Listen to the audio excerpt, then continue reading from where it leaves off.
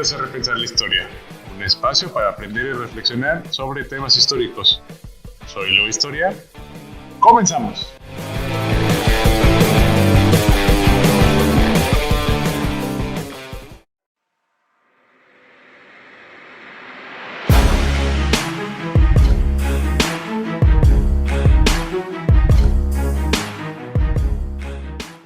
Continuamos con nuestra serie de La Conquista. Este es el último episodio sobre este tema, así que si tienes alguna duda, comentario o sugerencia, comunícate con nosotros a través de las redes sociales de Repensar la Historia en Facebook e Instagram, utilizando el hashtag RepensándoResponde. Así que sin más, continuemos con este último episodio de La Conquista.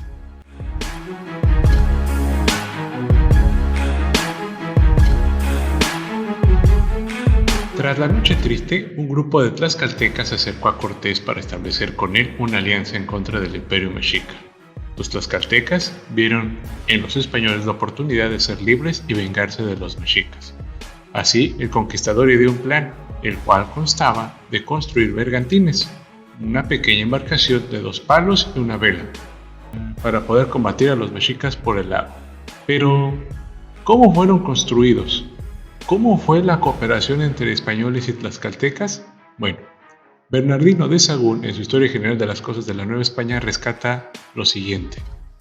Los españoles estaban ya en Tlaxcala, reposados y curados, y habiendo tomado alas y ánimo, por razón del socorro que les había llegado y de la matanza de gente que hacía la pestilencia, teniendo por ciento los favorecía Dios. Y estando ya confederados con los tlaxcaltecas y entendiendo en dar orden a todo lo necesario para volver contra los mexicanos, comenzaron a labrar los bergantines de que tenían necesidad para darles guerra por el agua. Cortaron toda la madera que era menester, que la había muy buena en aquellos montes. Y los maestros, que para esto había entre ellos, dieron traza de cómo se labrasen todas las piezas que eran necesarias para hacer un buen bergantín. Y de ahí tomaron los indios la traza de la madera que se había de labrar para 10 o 12 bergantines y comenzaron todos a entender hasta acabar de tener labrados todas las piezas que eran menester para todos los bergantines y no los armaron, sino tomaron toda la madera a cuestas y así los españoles como los indios hechos en ejército, cosa muy de ver en cantidad y en los aparejos que llevaban, comenzaron la marcha hasta la ciudad de Texcoco y pusieron la madera que llevaban a la legua del agua y comenzaron a clavar las piezas las unas con las otras, lo cual hecho las brearon con brea, según se suele hacer con los navíos. Y otros hacían menesteres necesarios, metieron en los bergantines la artillería y las armas que suelen usar en las guerras navales. Además de los bergantines, Cortés ideó un sitio en la ciudad para que poco a poco la hambruna y las enfermedades acabaran con la resistencia de la ciudad. Mientras tanto, en Tenochtitlan tomó el mando Cuitláhuac, quien no duró mucho en el poder, pues murió de viruela. ¿Cómo llegó la viruela a Tenochtitlan? Aquí una nota al oído. Según Fray Bartolomé de las Casas, en diciembre de 1518 o enero de 1519, apareció entre los indios de la isla de Santo Domingo una enfermedad que fue identificada como viruela. Pocos españoles fueron afectados, siendo los indios quienes más padecieron. Según informaron los españoles, exterminó entre 1/3 y la mitad de la población indígena. Además, Fray Bernardino de Sahagún dice que la epidemia inició en el mes de Tepentecutli, que es el 10 de septiembre de 1520, haciendo que las personas se cubrieran de pústulas o ronchas por todas partes. El fraile igualmente comentó que muchas personas murieron, además de mencionar que los afectados, decía él, no podían caminar, solo yacían en sus lugares de descanso y lechos, no podían moverse, no podían menearse, no podían cambiar de posición y yacer sobre su costado, ni boca abajo ni de espalda, y si se movían, gritaban mucho. La enfermedad tuvo una propagación rápida desde el 30 de septiembre al 19 de octubre, para terminar la fiesta con Tepaquetzali, que es el 15º mes, entre el 9 y el 28 de noviembre de 1520. Después de los 60 días que duró la epidemia en Tenochtitlan, los españoles tuvieron tiempo para reforzar el ejército y regresar.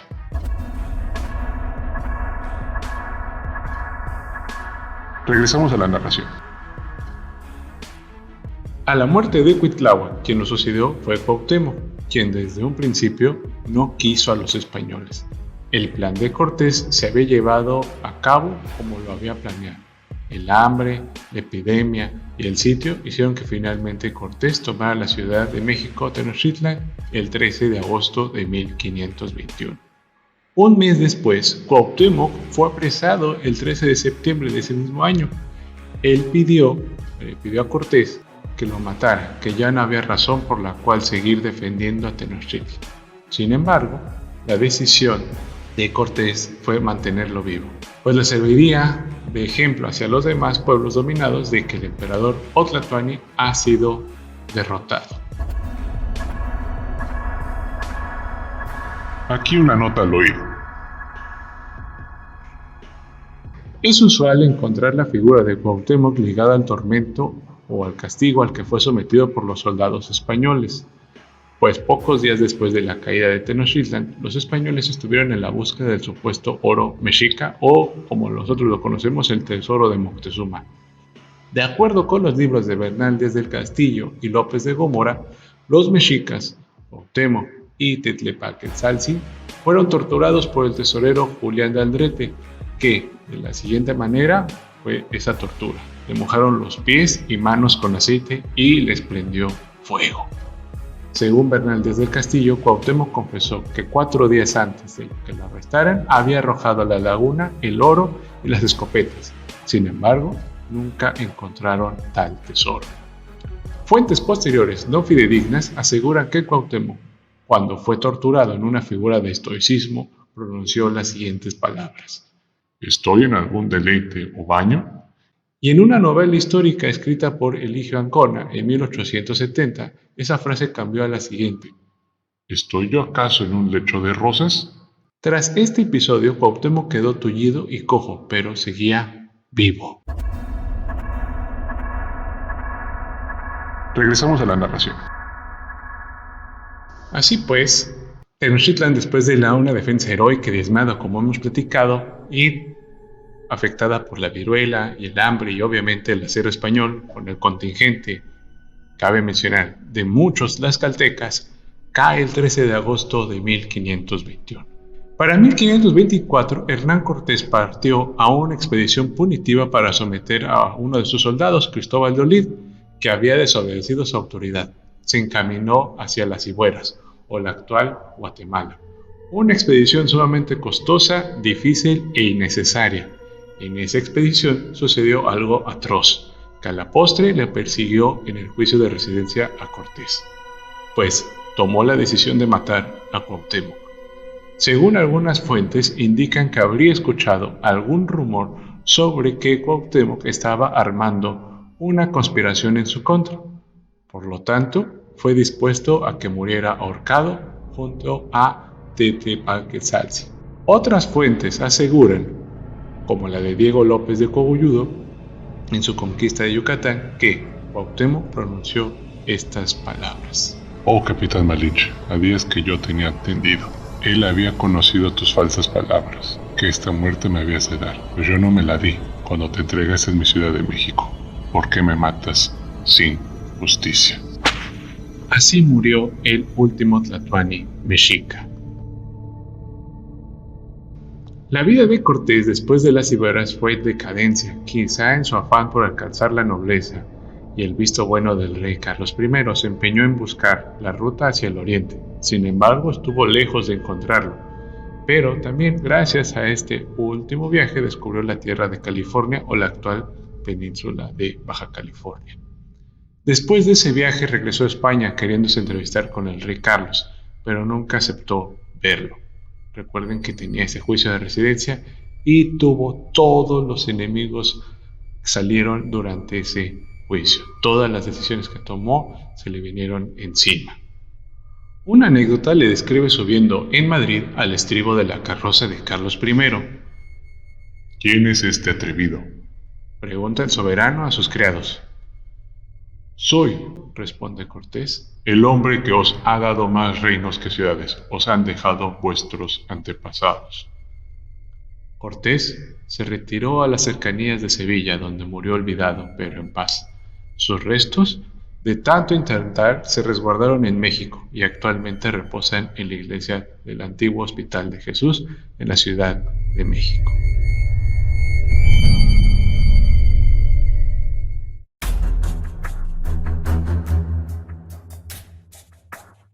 Mitos o creencias de la conquista. Estos datos que te voy a relatar se encuentran en el texto que se llama 500 años de la conquista, hecho por David Marcial Pérez. En este texto que te estoy comentando, voy a rescatar 3 puntos que se me hicieron a mí importantes y curiosos y que también te invito a que leas este artículo. ¿Cortés hundió sus naves?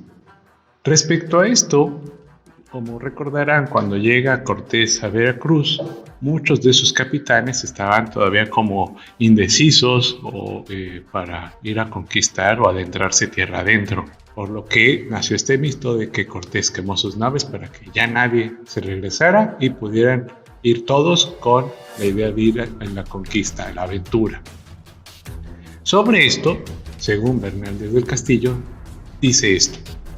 Platicando con Cortés le aconsejamos a los que éramos sus amigos que no dejase navío alguno en el puerto, sino que luego diese al través con todos. Tradicionalmente esto se ha interpretado de que quemó las naves. Sin embargo, lo que rescata este artículo menciona Eduardo Matos Moctezuma, pero ni las hundió ni las quemó, las encalló, las embaró para frenar a los inconformes que querían regresar a Cuba.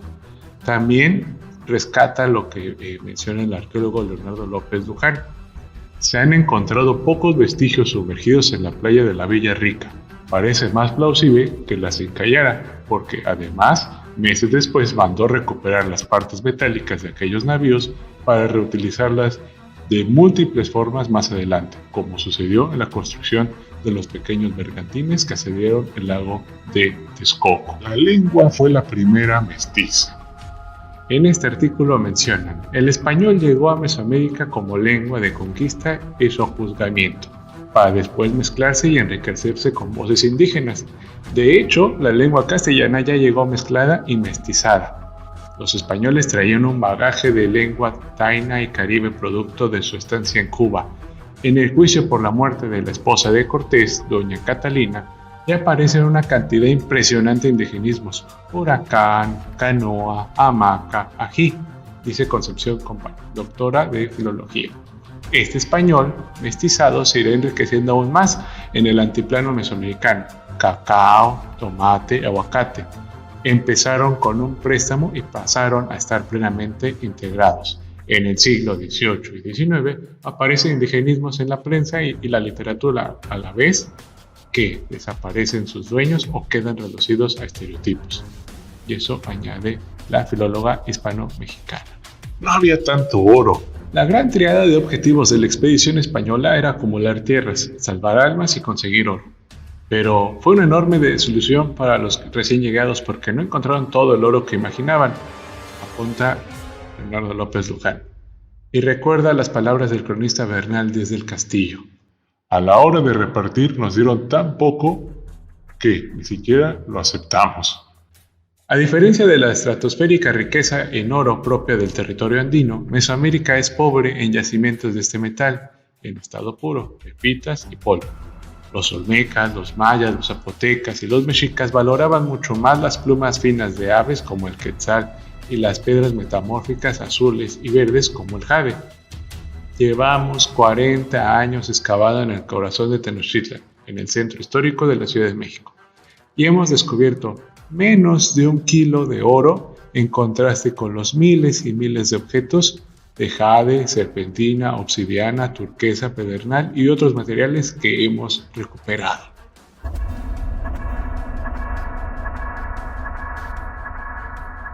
Como reflexión del tema de la conquista, quiero dejarles las siguientes palabras. Ni exigir perdón, ni olvidar. Recordar nuestro pasado, hay que asumir que somos producto de la fundición de 2 grandes culturas, la mesoamericana y la euroasiática. Deconstruyamos la historia y recordemos que la historia la crearon personas como tú o como yo, que tienen defectos, y también virtudes. Atendiendo esos llamados, podemos salir del bache del complejo de inferioridad que en algunos estratos se existe. Mirar con respeto a nuestros indígenas de la actualidad y recordar con cariño a aquellos españoles indígenas que lucharon por lo que somos en este momento. Así que nos preparamos para un centenario de la conquista de México o bien de la fundación de nuestra cultura mexicana.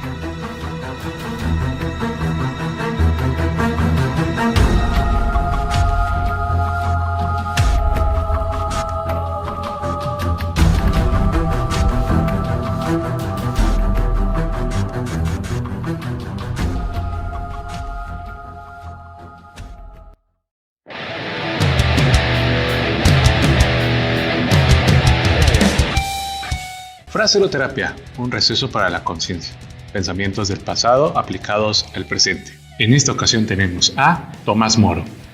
Los hombres, cuando reciben un mal, lo escriben sobre un mármol. Mas si se trata de un bien, lo hacen en el polvo. Estamos en tiempos en donde quizás una mala cara, incluso un dislike, un malentendido, llega a trastornar un poco las relaciones. Sin embargo, te invito a que en estas fechas, en esta época, trates de no guardar ningún rencor. Siempre trata de ver las cosas positivas de las relaciones que tengas con tus amigos, compañeros, con tu pareja. Es decir, ve siempre el lado positivo. No guardes ningún rencor y sobre todo el bien que te hagan, escríbelo en mármol para que nunca se te olvide. Espero que te pueda ayudarte esta reflexión y aligerar la carga que traigas este día.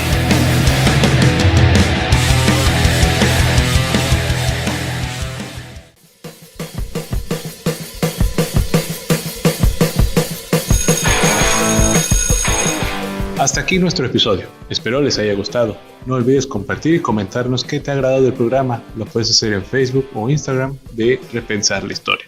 Y recuerda, siempre se puede aprender algo del pasado. Soy Leo Historia. Hasta la próxima.